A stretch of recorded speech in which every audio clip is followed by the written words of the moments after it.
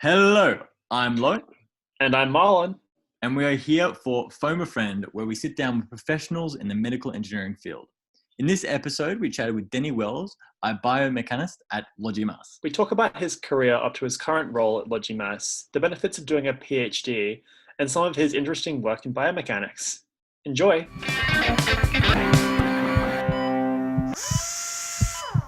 Good evening, fellas. Hey, Denny. Awesome. Yeah. Thanks for taking the time to have a chat with us. My pleasure. Thanks for having me. I noticed that you worked a little bit with the Cricket Association. So first question, who would you rather face out against, Dennis Lilly, Mitch Johnson, or Shane Warne? That is a tough one because I grew up watching towards the end of Shane Warne's era and through Shane Warne's era, but mostly Mitchell Johnson. And of course, there's always the legend of Dennis Lilly. So I think in this case, I'd have to choose to face the legend, even though it might result in some injury on my part. But absolutely, I'd have to choose the legend in that situation. Do you reckon you'd get a golden duck or hit him for some runs? I reckon maybe not a golden duck. I reckon I'd end up with a broken bone or two first, and then zero in and just make a mess of my stumps or snap my bat in half, or I'd just retire if it looked like too much injury was going to be. If there's too much injury coming, I might just thanks for those couple of deliveries. That's all I need and get out of there. Yeah, retire on the high. That's the way. Absolutely. So first, Red ink, not out. yeah. So first, it'd be good to get your definition of biomechanics working in your field. So how would you define biomechanics? Sure. So biomechanics, how I describe it, is that it's the mechanics, it's physics and mechanics applied to biological systems. So in most cases, this is humans, but not always. It can be any living systems, any biological systems. And then just the application of those physical concepts. So thinking along the lines of positions in space, velocities, accelerations, and forces. Mm-hmm. Great. And just something else for that is another way I used to describe it is it's the physics of the body. So a physiologist would be the chemistry of the body. They're looking at chemical reactions and what occurs at a molecular level, whereas a biomechanist looks at the physics, so those forces and velocities and those variables that I described before. So that's really interesting because you get into biomechanics, but you're from a very small town. I believe your town won the tidiest state town in 2000 and 2002, and 2003 took home the national tidiest town. So way back when you were from that small town, what started your interest in biomechanics? To be honest, the interest in biomechanics probably didn't start while I was in my small town. My little hometown's called Wildcatcham. Yes, I participate. Yes, it's a little country town, a couple of hours east of Perth, and there's not much east of Perth. If you ever visit Perth, you'll probably end up going north or south to the beautiful coasts. But if you head inland, eventually you hit Kalgoorlie. But before then, it's a few little wheat and sheep farming towns, and that's where I'm from.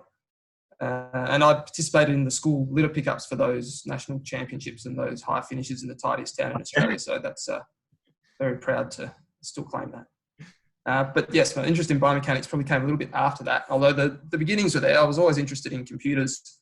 And I was born in 89, schooled through the late 90s into the 2000s. So we had Windows 95 in the computer lab. You had to wait for it to boot up. And that was half your lesson, was waiting for the computer to turn on. So I was always interested in computers and electronics, but also sport. Sport was the lifeblood of a small country town. And I played everything I could. And I still try to, still do as much as I can. So it was when I moved to Perth for high school and university. After high school, really, when I was looking to go into university and I had to choose a course to apply for, and I originally looked at physics courses, and then and that's what I applied for. And then I took a gap year, and during my gap year, I started to think a bit more about the direction I wanted to take, and thought, I'd really enjoy computers. So then I switched to computer science, and then even a bit later on, I thought, you know what, I really love sport. I think that's something I could really get into, and chose sports science. And then it was just through being in sports science, the natural progression or the natural interest from there, already like computers and computing and also physics, that I ended up going towards biomechanics. So it was during this time, I believe you were working with the Cricket Association, and that was when you were doing cricket coding. So what does that actually entail, and how did that kind of help you build more knowledge doing stuff like that? Sure. That was a prac placement in second or third year of undergrad. Okay. It just began out there. We had an old UWA graduate who was working at the West Australian Cricket Association. And to be honest, I've loved cricket and I've followed cricket and I researched it.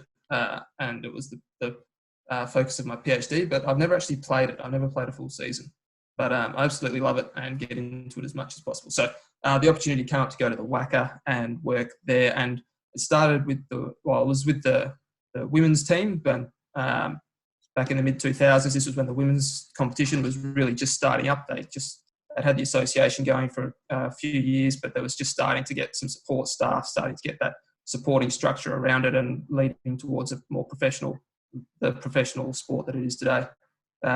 So I came in and worked with them, and it was a little bit different to biomechanics. It was probably more in performance science as opposed to biomechanics. The difference there being that I was quantifying each, as you say, coding each delivery that was happening during a game, and also taking video at training and cutting that up and editing that, and just noting things that happened during the game. So every delivery, where did it land on the pitch?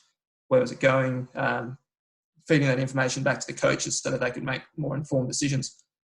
So it's interesting. That's definitely under the sports science bracket that fascinates me, but it's probably not in the biomechanics branch of that. Mm. So with that as well, was that like one of the key reasons that made you decide to pursue a PhD, or it was kind of not the main driving force there? To be honest, when I finished undergrad, when you finished sports science undergrad, it was a 3-year course, and then you had to decide where you wanted to go. And at that point, I had no intention on going into higher research to the point of a PhD. But the options that were available, I thought 1 year extra in doing an honours year and handing in an honours thesis, that appealed to me. And I had a supportive teacher at the time, a supportive supervisor. And so I pursued that path, and it was in there that I really got into research, and then that led me to pursuing a PhD. So with your PhD project, you mentioned that it had something to do with cricket. Can you go into a bit of detail about what you had to do and how that affected to getting you where you are now? Absolutely. Enough time has passed since I've submitted my PhD that I'm willing and happy to talk about it now. The cricket was the context of my PhD. It wasn't specifically for cricket, but my topic was looking at how we record human motion and the different impacts that the different recording measures can have on how we interpret that data. So the main method was marker-based motion capture, and it's still the industry gold standard, although there's a lot of effort now going into wearable technology. The gold standard is still marker-based motion capture, and that's where you place markers on the skin of the body, have the athlete, or in this case it was athletes, perform their movement, and in an array of cameras, the cameras record the positions of the markers, or the system records the position of the markers in three-dimensional space. You can then reconstruct that and model the human body underneath that marker data to give you the variables that we're specifically interested in, mostly joint angles, joint positions, and then other joint moments, so the forces acting through joints. So recording that marker data is not as simple as just slapping some dots down. It depends where you put them, and where you put them is defined by the modelling underneath it. So the human model would look for specific pieces of marker information. For example, the most basic marker set might have a marker on the shoulder, one on the elbow, and one on the wrist. And so the model will look for those three pieces of information, draw a line between them, define an upper arm and a forearm, and then you've got an elbow joint in between them. That's the most basic way of defining a human skeleton and a human system. And it gets more complex from there because, as we know, human bodies are quite complex things. They're not nice and simple. It would be much easier if we all had exoskeletons, but we've got different joints that have evolved for different purposes. over the years. The shoulder joint moves differently to the elbow joint, which acts differently to the wrist joint. So how you take that recorded marker data and then model the human underneath it to get those variables that you're interested in. The choices you make of which model to use, for example, regressions equations or functional definitions, all those little choices, where you place the markers, which landmarks you want to track, they can all have an impact on the final values you get out. So my PhD, I looked at the influence that could have in the context of cricket bowling. Because in cricket bowling, you're not allowed to chuck the ball. You're not allowed to throw the ball. You're not allowed to extend the elbow more than 15 degrees during the bowling action.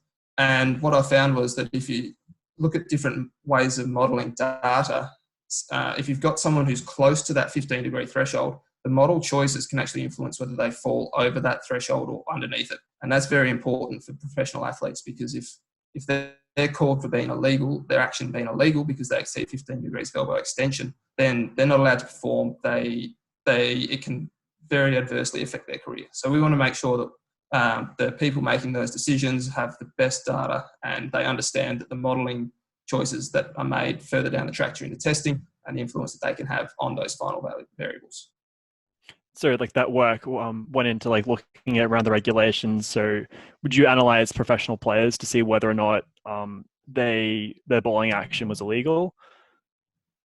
Not as part of my PhD research, but I was fortunate enough to, while I was at University of Western Australia, was when it was actually a centre for International Cricket Council testing. So my supervisor and her supervisor and the UWA Sports Science Department really did a lot of the early research in looking at cricket bowling and developed a lot of the more advanced models that we used up for a long time.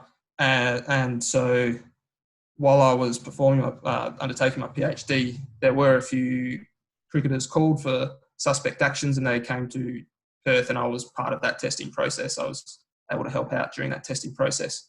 Unfortunately, that data wasn't available for research purposes. It was under International Cricket Council sanctions, but it was still fascinating to be able to work in that environment. It's like someone that like comes to my mind is Malinga. He has a pretty interesting bowling action. Did you get to like analyze anyone interesting internationally, or was it mostly like local players? There was some international players came through. There was an under-19s tournament, so no big names. There was the International Cricket Council under-19s tournament one of the years I was there, and a couple of international players got called during that, so they travelled to get tested. A lot of the research was based off Matami Liran early in the 2000s. I came through too late to do any of the testing on him. Lasith Malinga is an interesting one because he actually is that Malinga the slinger. He actually hyperextends his elbow. So he actually goes past 0 degrees, and that extension doesn't actually count in the extension threshold because there's no mechanical advantage once you pass neutral 0 degrees. So that's an interesting caveat to the rules, is that it's 15 degrees of elbow extension up until a 0 degree, up until the 0 degree point, and then after that, any extension doesn't count. So he would extend past and then flex forward through it using that slinging action to generate some more pace. It's pretty interesting. So as part of your career history as well, when you were starting your PhD, you've listed that you were a technical advisor to MyPhysic. So how did you find that while working as a postgrad, and what was it like being an advisor to a company?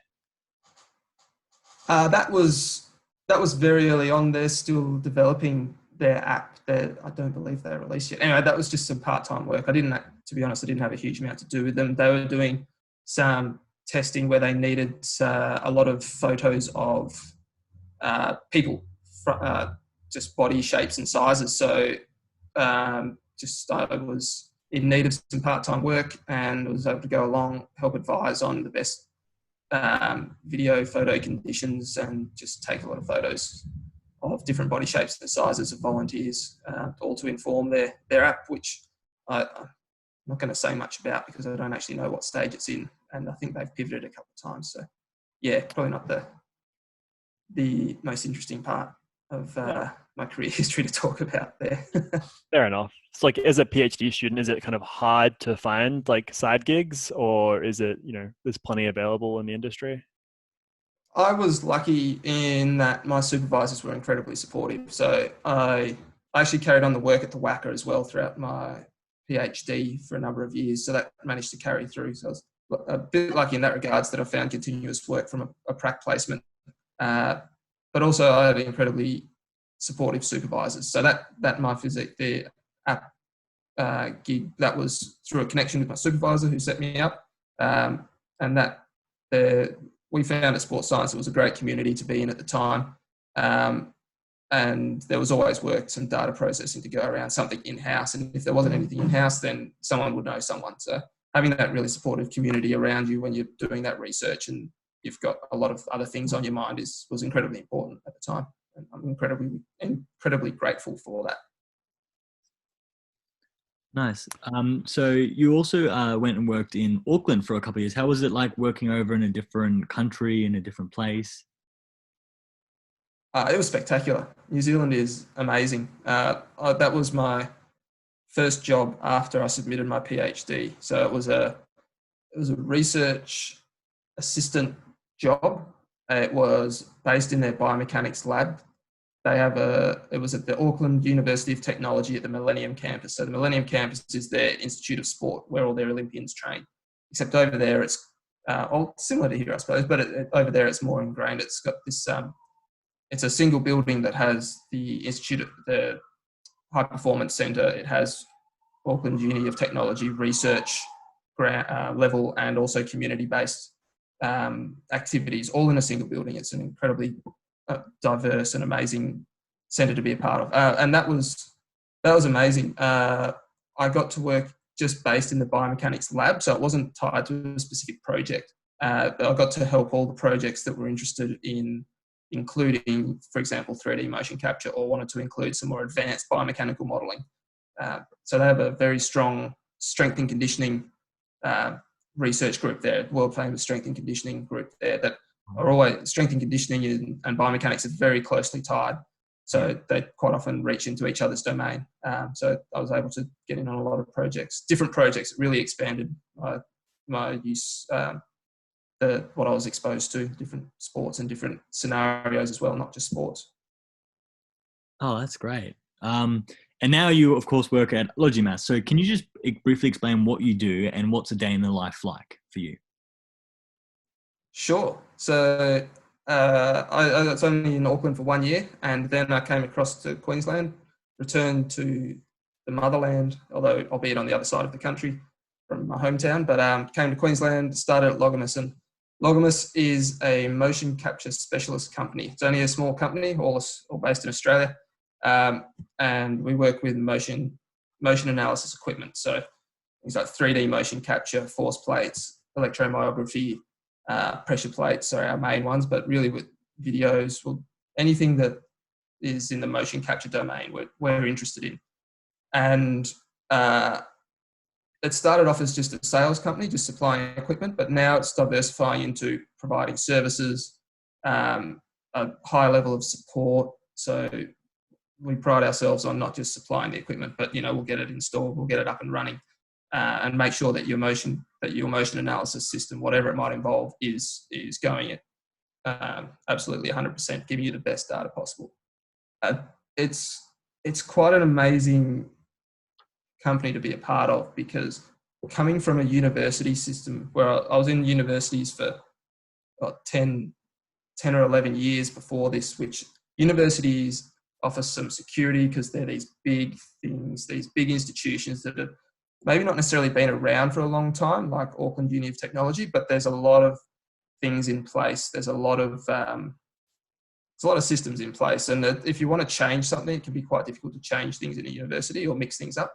So coming to a small company with only a handful of employees and just having the freedom to try things and try different things, and this isn't working, can we shift to this? Yes, let's do it. Let's see how it goes. That's quite amazing. So I was very, very grateful, and I'm still very much enjoying that aspect of working with Logemas. A day in the life, though, can be anything. A lot of a lot of what we try to organise first is making sure all our any support cases that have come in, so anyone that's contacted us, making sure we want to make sure that they're looked after, and that provides a lot of exposure to different industries. So we work with animal motion capture, we work with animation, we work with hospital gate labs, we work across a whole range of different things. So support emails and phone calls, and making sure everyone's operating and working up to scratch. And then there might be some service work. So we'll spend a bit of time in Melbourne in particular, but also Sydney and Canberra each year, and even around Brisbane, helping with motion capture, running motion capture sessions for people who might not have that experience, or who might just need to perform. They've got a project where they just need motion capture for a temporary setup. So running those services, helping analyse that data. And then we also try to do our own bit of in-house research. So can we improve systems? Can we expand systems? Someone's contacted us looking for this particular application, and our systems don't quite currently do that. So can we improve, or can we pivot what we do have and what we know works to fit in with, to work for these people and get them, make sure and try and get them capturing data. So it can really change. It's a real mix up, and it's great. It never gets boring, that's for sure. So that makes me think, what's like the coolest or like strangest thing or place or person or animal you've kind of like situation you've come up with monitoring movement? The coolest I've been with the company almost 2 years now, and they did some amazing captures before I arrived, which are up on our YouTube channel. But the best and most exciting and outrageous one I've been involved with was recording a racehorse running down a home straight on an actual racetrack out at, it was out east of Melbourne. The name of the track's just skipped my mind, but we had to set up 30 motion capture cameras on a racetrack, Pakenham racetrack. And it was winter in Melbourne. It was freezing cold by the time we were packing down. The sun was setting, which threw off all the cameras for a little while. But then as soon as the sun set, it was a mad scramble, get everything set up. And then the racehorses would come out, and we'd have to make sure we captured these takes, because each horse was only capable of 3 or 4 run-throughs. So high pressure situation, incredible athletic animals, a lot of moving parts, and to see it all come together and actually catch that data, that was quite amazing. Wow, that's amazing. So you mentioned that you work with like animation. Like, do you work with animated companies that have animation that we might see on TV or anything like that? Is it becoming something that's more prominently used? Yeah. So just a minor disclaimer first up is this is very much not my part of the company that I work with, although I am very interested in it and I'm learning as much as possible. And it's fascinating. I call it the glamour side of motion capture. But I'll do my best to cover it and explain it here. Yes, we absolutely work with different companies, different developers, whoever might be interested, really.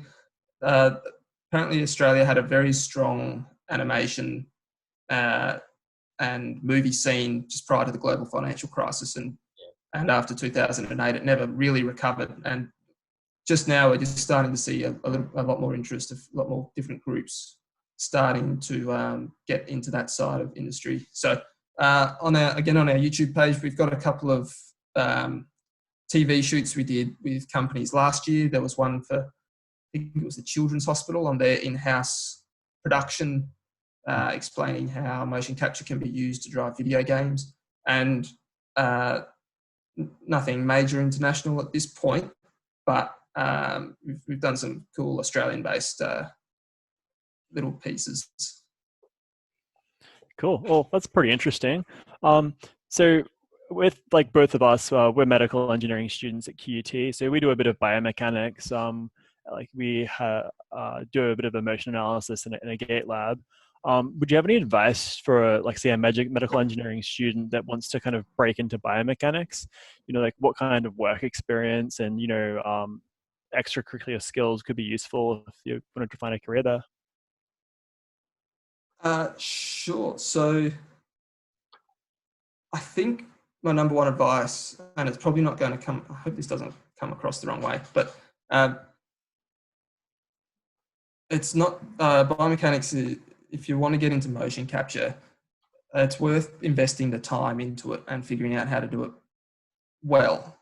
And that is whether that's spending time in the gate lab or whether it's having part of your research specifically on biomechanics, so you get into the background and actually understand a little bit of it, is actually spending the time on it and doing a bit more of a deeper dive into it. We see occasionally people, I'm not thinking of anyone specifically at QUT, this happens everywhere, but they think that, okay, I'm just going to do some motion analysis, so I'll just duck into the lab, do half a day's capture, and then I'll get exactly what I want out of it at the end. That's really not using biomechanics to the best of its ability. There's so much there. It's such a fascinating area of research. It's such a fascinating industry and subject that if it is something that you're interested in getting into, get stuck into it properly. What? And so what's the second part of the question? Talking about job opportunity, pathways and things like that.